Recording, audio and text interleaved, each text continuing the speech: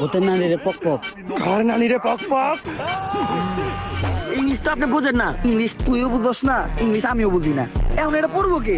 ভাই ইংলিশ তো আমি ভালো বুঝি, কিন্তু আমি তো চোখে দেখি না। আরে এই জায়গায় তো কেউ নাই, তাইলে আমার কান ধার দিল কেরা? ভূত আইলো নাকি? আরে না, ভূত বলতে কিছু নাই। তেঁতুলের আসার টক, ভূতের নানিরে পক পক।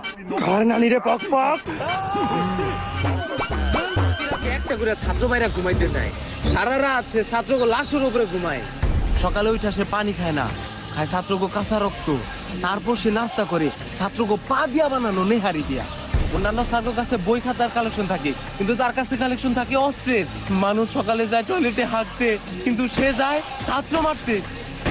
তারাই তো দরকার। কে সে? Omar from Switzerland. যাক, এই সেই কলেজ যেখানে আগামী 2 বছর আমরা অনেক আরামে কাটাবো। এইখানে না থাকবো কোনো টিচার, না থাকবো কোনো শিক্ষক। তাইলে আজকে থেকে পড়ালেখা নানি রে খালি ঘর, আর ওই খালি ঘর পূরণ করতেই আমি আইছি।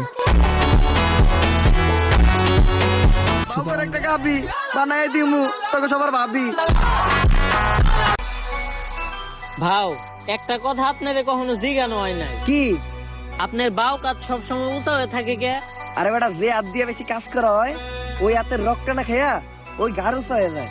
কিন্তু বাও, আমরা বেশিরভাগ কাম করি ডাইন হাত দিয়া।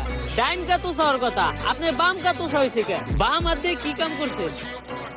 আরে বেটা, আসল কাম তো করছি বামার দিয়া।